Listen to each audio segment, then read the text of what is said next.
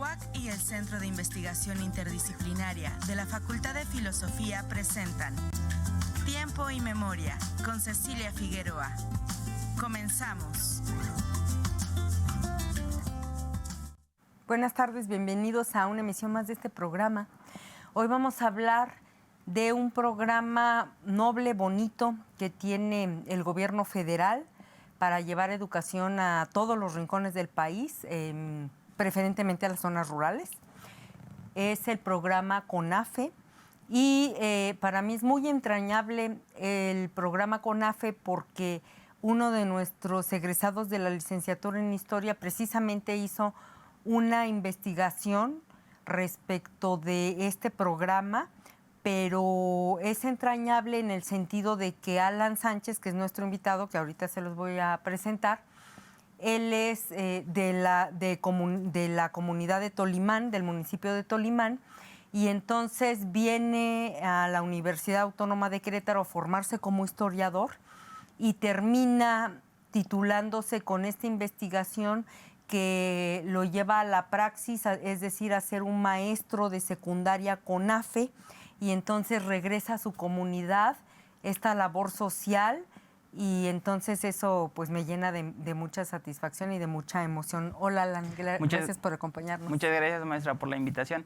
Estoy muy contento de estar en ese espacio tan importante para la divulgación de las humanidades y de las ciencias sociales. Gracias. Saludo con mucho gusto a todo su amable auditorio que nos ve a través de los distintos medios de comunicación. Gracias. Alan, platícanos en primer término del CONAFE. ¿Cómo surge esta idea de llevar a las zonas rurales más apartadas de nuestro país la educación preescolar, primaria y secundaria? Claro que sí, maestra. Pues el CONAFE ya tiene más de 50 años. Este año cumple ya 52, cumplió 52 años. Y como bien menciona, tiene este compromiso, esta misión de llevar educación desde educación inicial, preescolar, primaria, secundaria, a las comunidades pues más remotas de nuestro país. Aquí en el estado tiene cobertura en los 18 municipios. Entonces es una institución que a través de 50 años se ha encargado de garantizar el acceso a la educación, como lo establece el artículo 3 constitucional. ¿Y cómo es que llega este Alan, que ya tiene una formación de historiador, ya sabe cómo se hace la historia, de qué va, pero regresa a esta comunidad de donde salió, que es su comunidad, y entonces se encuentra con un concepto que la nueva escuela mexicana dice que está ahí en la educación, que es la interculturalidad, es decir, este derecho constitucional de nuestros pueblos originarios por recibir una educación bilingüe, pero no solo eso, una educación en donde se incluya todo el aspecto, todos los aspectos culturales que emanan de estas comunidades y que se nos estaban perdiendo. Y entonces este Alan, que es de esa comunidad, pero que también es maestro, es especialista en historia, llega y ¿qué ve en ese CONAFE?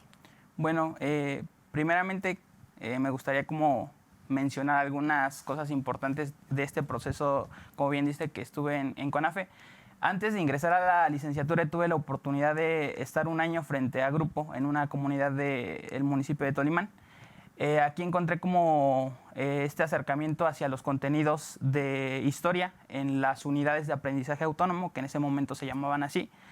Y pues me interesé mucho ya en la carrera, ya al final para titularme, pues indagar en este nuevo concepto, como bien menciona, sobre la interculturalidad, que es algo que me llamó mucho la atención porque es una palabra, un concepto que está muy presente como bien dice, en esta nueva idea de la nueva escuela mexicana. Entonces, en la licenciatura pues tuve la oportunidad como de acercarme a estos conceptos.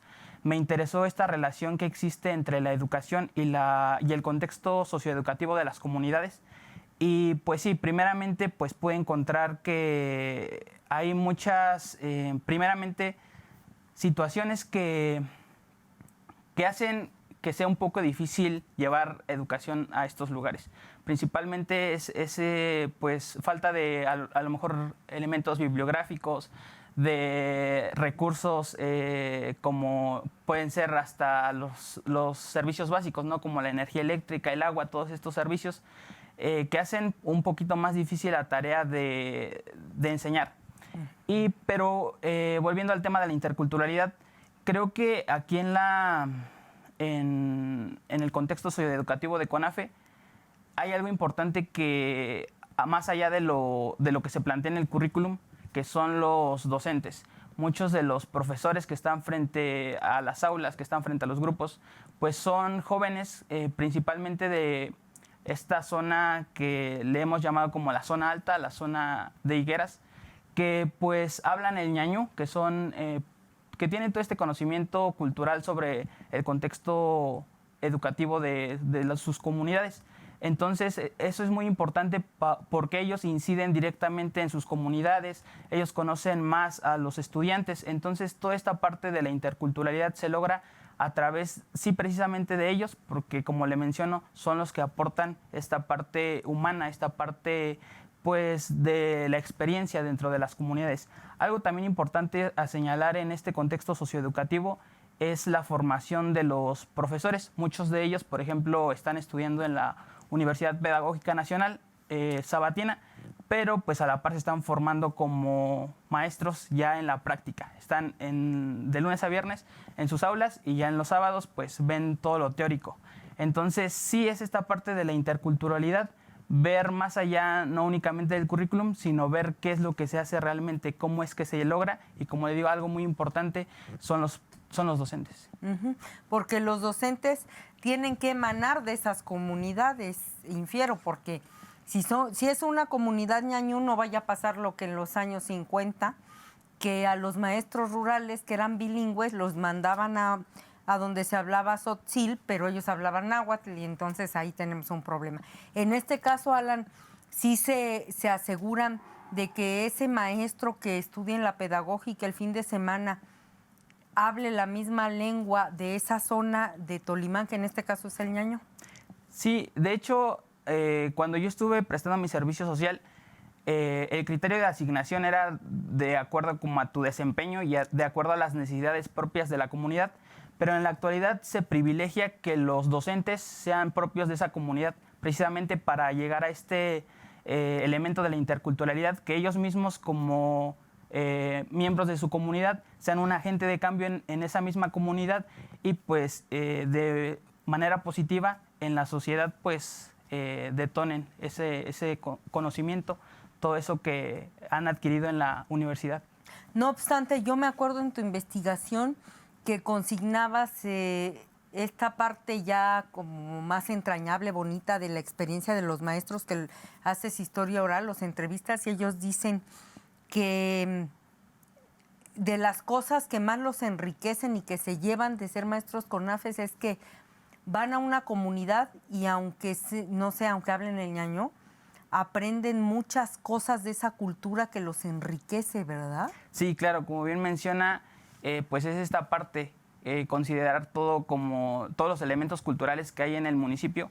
Parece que al hablar de Tolimán pensamos que es homogéneo y no, hay una gran cantidad de elementos culturales que parten pues de esta riqueza histórica que se da desde pues el siglo XVI, con esta llegada pues primeramente de los españoles, de toda esta parte de los indígenas que habitaban ahí, y por supuesto de esta tercera raíz que son comunidades afrodescendientes, que precisamente hay pues registros históricos que no se ha dado a conocer y que pues ahorita como que estoy investigando por ahí, y que sí, todos estos elementos culturales forman un entramado cultural muy importante aquí en la región. Y aunque pues pensemos que el semidesierto queretano es igual, cada una de las comunidades tiene sus particularidades. Entonces, cuando un maestro es de una diferente comunidad, pues aporta su conocimiento cultural de la comunidad de donde él proviene y se lleva elementos culturales de la comunidad donde está dando su servicio social. Tú eres de este municipio, sí, que es famoso porque tiene, me atrevería a decir que la fiesta más larga, ¿verdad?, del santo patrono. Dura, si mal no recuerdo, corrígeme, 3 meses, que es a San Miguel Arcángel, hablando de estos elementos culturales, y lo traigo a colación porque nuestros televidentes deben saber que Tolimán, que está enclavado en el semidesierto, tiene una riqueza cultural muy importante y que parte de esa riqueza gira en torno al santo patrono que es San Miguel Arcángel. A ver, platícanos, Alan, de esa fiesta porque me parece maravillosa. ¿Qué se come? Las velaciones, el chimal. Háblanos de estos valores que ustedes tienen culturales. Claro que sí, maestra. Pues como bien dice, todos estos elementos son los que consideran en la nueva escuela mexicana, ¿no? Llegar a través del conocimiento, a través de todos estos elementos. Y es algo que hacen muy bien nuestros maestros allá en CONAFE. Sí, como bien menciona, la fiesta de San Miguel Arcángel es una de las festividades más importantes, no solo aquí en nuestro estado o en nuestra nación, sino a nivel internacional, porque como dice, son 3 meses de fiesta en los que pues hay diferentes rituales que le dan identidad cultural a nuestro semidesierto queretano, a nuestras comunidades, a través de lo que son las danzas, como se le conoce ahí.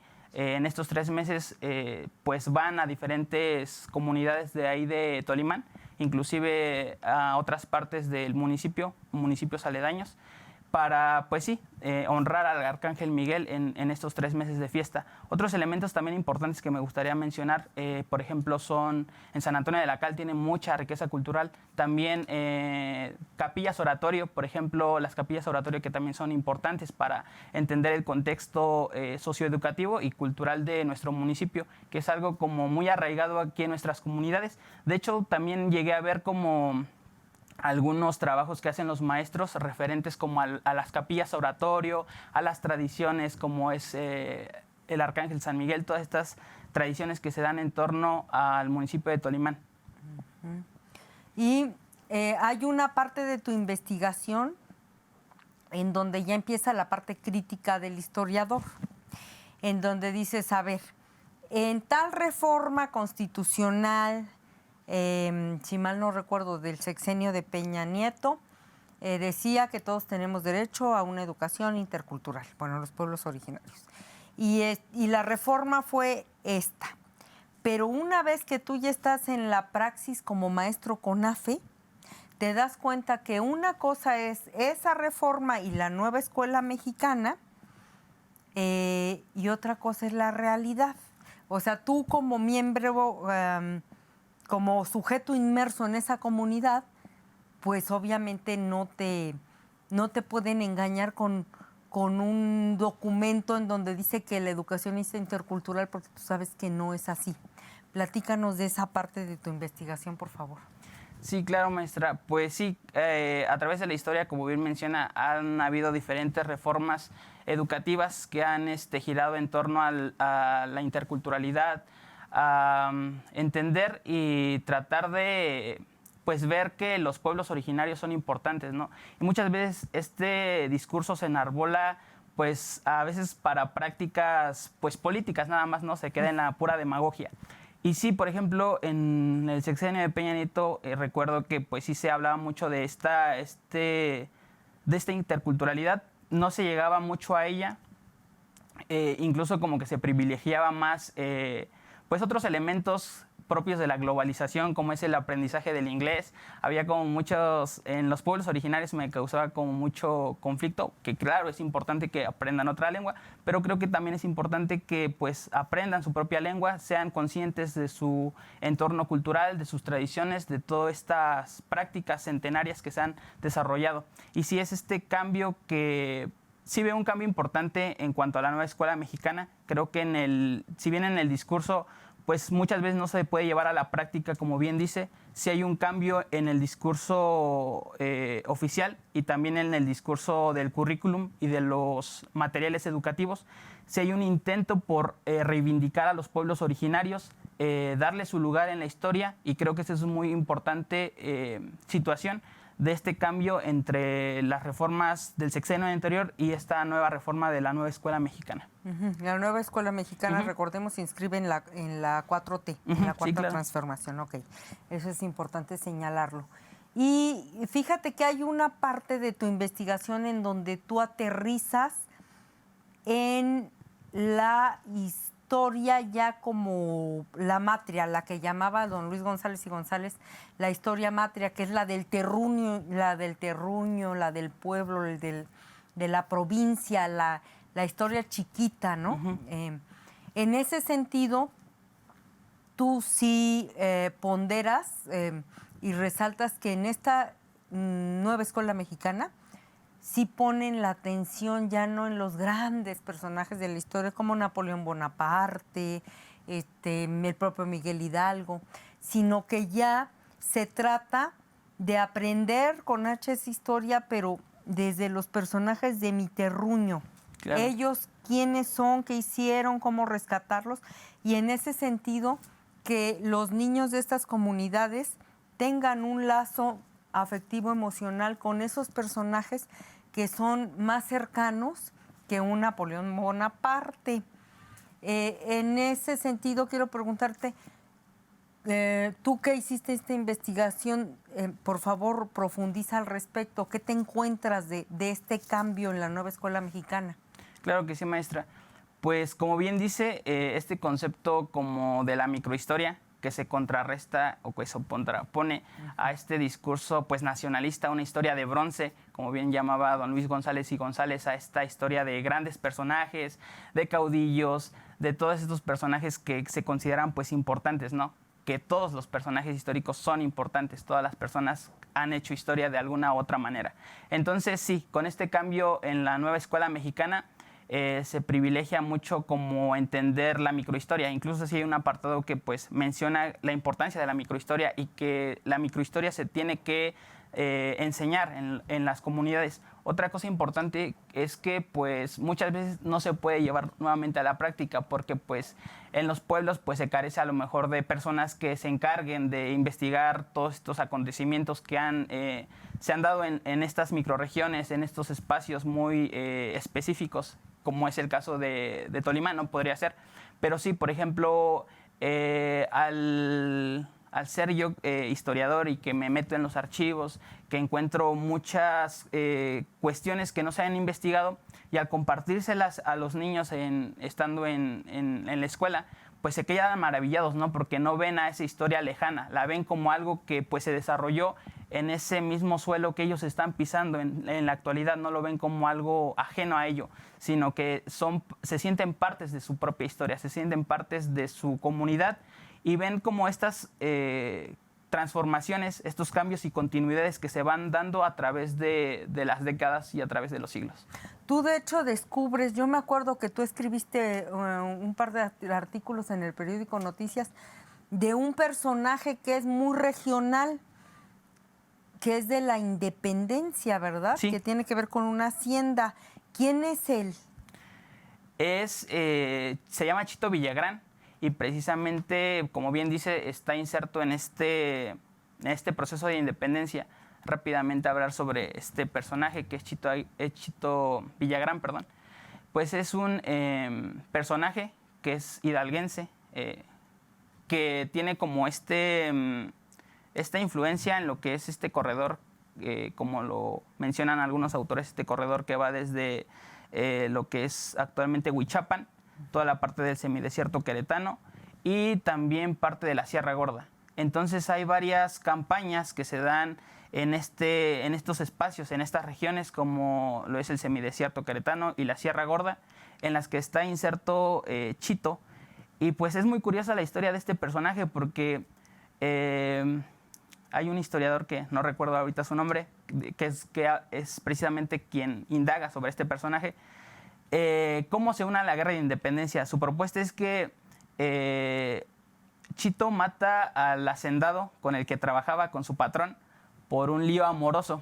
Uh-huh. Él tiene este lío amoroso, entonces como que para él se le hace fácil unirse a esta causa, ¿no? Porque pues ya tenía un crimen por el cual lo podían juzgar.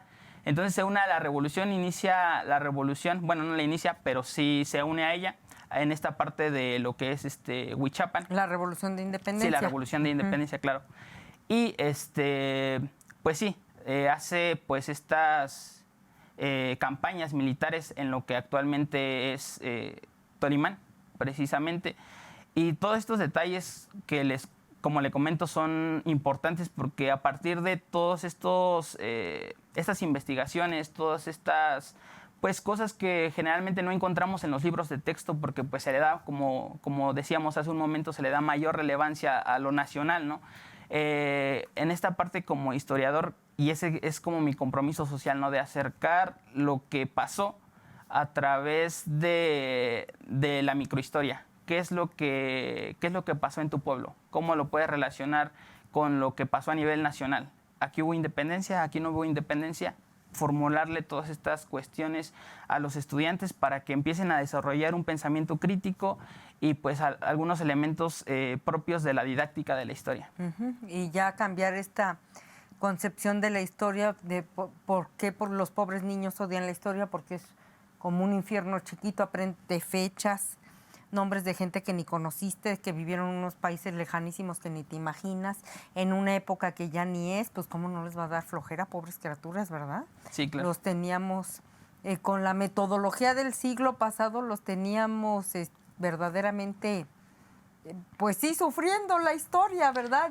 Y ahora ya, si los conectas con su terruño, con su historia, valga la redundancia, con su historia de vida, pues entonces ya hacemos ahí clic y entonces es más probable que tengan esta afición por la historia.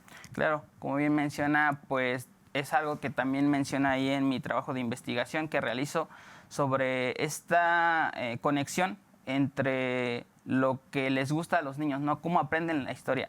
A veces la vemos como algo lejano, algo que, por ejemplo, el proceso de independencia, lo vemos como algo que pasó únicamente en el Bajío, ¿no? Todas estas pues batallas que libró Miguel Hidalgo en diferentes partes del Bajío. Y pues no, comentarles que a los niños que pues no, también en sus pueblos hay personajes que también están insertos en procesos históricos y que pues no aparecen en los libros de historia porque precisamente no hay quien se encargue de indagar sobre ellos, no hay mucha información al respecto. Y desde mi trinchera como historiador es eso, tratar de que se interesen por la historia a partir de la microhistoria con personajes históricos que muy probablemente hasta pudieron ser sus antepasados, ¿no? Y desde ahí parto para tratar de realizar esta pues metacognición y que los niños se interesen por la historia. Hay una parte de tu investigación que es muy bonita en cuanto a la función social que cumplen los maestros CONAFE, porque desde afuera te puedes imaginar que es un maestro CONAFE, que le dan unas instrucciones, que le dan unos libros y que tiene que seguir una receta, ¿no? Como una receta de cocina. Y no, lo interesante de tu investigación es que tú te encuentras a maestros verdaderamente comprometidos con su comunidad y entonces ustedes detectan, no sé si tú o ellos o en equipo, pero detectan las fallas de este modelo que pues evidentemente si se hace desde fuera siempre vamos a cometer errores garrafales. Pero ustedes que están ahí adentro y que vienen de este contexto sociocultural, se dan cuenta de qué está fallando en este nuevo modelo, que es perfectible, y se dan a la tarea de ir e implementar estrategias para que verdaderamente estos niños sí reciban una educación intercultural. Y esto lo hacen a través de pláticas, entiendo, como informales, fuera del trabajo. Cuéntanos esta experiencia muy humana y muy comprometida de Alan con estos otros maestros CONAFE.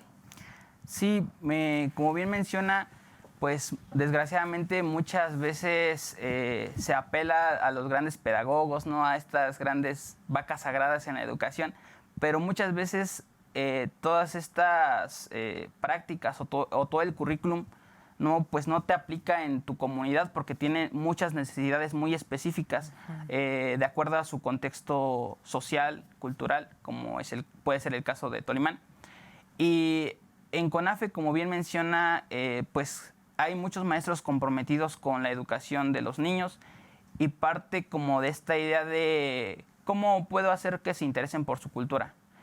Recuerdo, por ejemplo, en mi experiencia como maestro de CONAFE, que pues teníamos algo que se llamaba reuniones de tutoría, en las que nos juntábamos todos profesores de las distintas comunidades, y como compartíamos nuestras experiencias, los retos que enfrentábamos en cada una de nuestras comunidades, pues entre nosotros nos aconsejábamos cómo se podía llegar a tratar de enseñarles algo a los niños referente a su cultura. Cómo se puede enseñar, por ejemplo, en este caso la historia, elementos culturales como la lengua. Esto es bien importante porque, por ejemplo, muchos maestros de CONAFE, en ese entonces, cuando hago este análisis, hablaban ñañú, son hablantes del ñañú. Entonces, a lo mejor en algunas regiones, o en algunas comunidades en donde no se habla el ñañú, ellos enseñaban el ñañú. O sea, se cumple este criterio que se debe enseñar la lengua originaria, y como pues ellos son hablantes nativos, es su primera lengua, pues son unos maestros formidables del ñañú, y pues ellos pues muy contentos de aportar su cultura a otros contextos socioeducativos en las que pues no es muy común que hablen el ñañú, ya se habla más el español, pero es muy enriquecedor esta reciprocidad, esta interculturalidad que se da en los contextos sociales y educativos del CONAFE.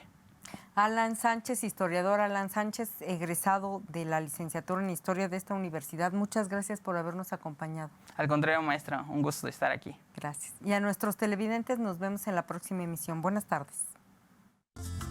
TVUAC y el Centro de Investigación Interdisciplinaria de la Facultad de Filosofía presentaron Tiempo y Memoria con Cecilia Figueroa. Gracias por acompañarnos.